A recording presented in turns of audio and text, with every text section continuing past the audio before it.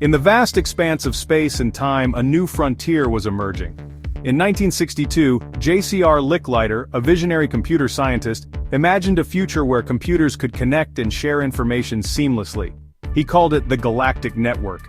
This vision laid the foundation for what we know today as the Internet. Licklider believed in a future where people could access information from anywhere in the world. He dreamed of a network that would connect minds and foster collaboration on an unprecedented scale. Licklider's ideas resonated with researchers at the U.S. Department of Defense. They saw the potential of a decentralized network that could withstand disruptions. This led to the creation of ARPANET, the Advanced Research Projects Agency Network, in 1969. ARPANET was the precursor to the modern Internet, designed to connect research institutions and military installations. ARPANET, the brainchild of the U.S. Department of Defense, was never intended to be the Internet as we know it. It was designed for a specific purpose, to enable researchers to share information and computing resources more efficiently. The network relied on a revolutionary technology called packet switching. This method broke down data into small packets that could be transmitted independently and reassembled at their destination. This approach made the network more resilient and adaptable than traditional circuit switch networks. In the early days, ARPANET connected just a handful of universities and research institutions. Each node on the network was a large, expensive mainframe computer. These computers were the workhorses of their time, used for complex calculations and scientific simulations. Despite its limited scope, ARPANET quickly proved its worth. Researchers embraced the ability to share data and collaborate remotely. This early success paved the way for the network's expansion and the development of new technologies that would shape the Internet's future. The world was on the cusp of a digital revolution, and ARPANET was leading the charge.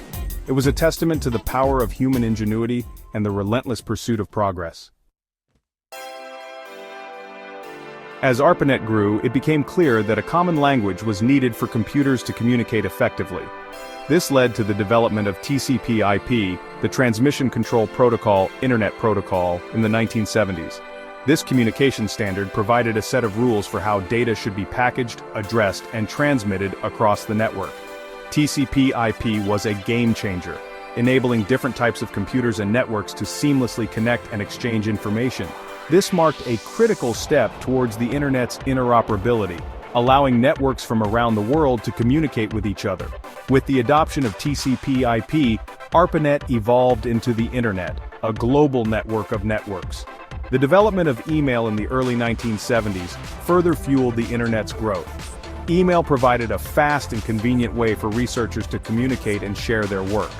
This early form of electronic communication laid the foundation for the instant messaging and social media platforms that would dominate the Internet in later years. The Internet was becoming more than just a research tool.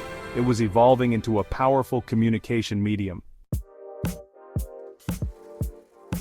Section 4. The World Wide Web. The invention of the World Wide Web in 1989 by Tim Berners-Lee revolutionized how we access and share information. Berners-Lee, a British scientist at CERN, conceived of a system where documents could be linked together across a network, creating a vast web of interconnected information. He developed HTML, or Hypertext Markup Language, to create web pages, HTTP, or Hypertext Transfer Protocol, to transfer data and URLs or Uniform Resource Locators, to identify resources on the web. These foundational technologies formed the backbone of the World Wide Web, making it possible to navigate and explore the vast expanse of online information. In 1993, the release of Mosaic, the first graphical web browser, made the web accessible to a wider audience. Mosaic allowed users to view web pages with images and formatted text, making the online experience more engaging and user-friendly. The web's popularity exploded and new websites and online services emerged at an astonishing rate. The Internet was no longer the exclusive domain of researchers and academics, it was becoming a mainstream phenomenon. The world was witnessing the birth of a new era, the information age, where knowledge and information were readily available at our fingertips. Section 5. The Internet Boom. The mid-1990s marked the beginning of the Internet boom. Companies like Amazon, eBay, and Yahoo emerged, pioneering e-commerce, online auctions, and web portals. These companies transformed how we shop, connect, and find information. The commercialization of the internet had begun, and it was rapidly changing the global economic landscape. The introduction of the iPhone in 2007 by Apple Inc. marked a pivotal moment in the internet's evolution. The iPhone's sleek design, intuitive interface, and access to the internet through mobile networks brought the power of the web to our fingertips. The mobile internet revolution had begun, and it would fundamentally change how we interact with technology and the world around us.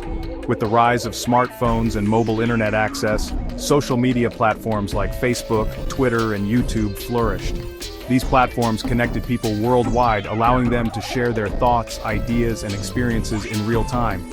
Social media became a powerful tool for communication, activism, and marketing, shaping public opinion and influencing global events.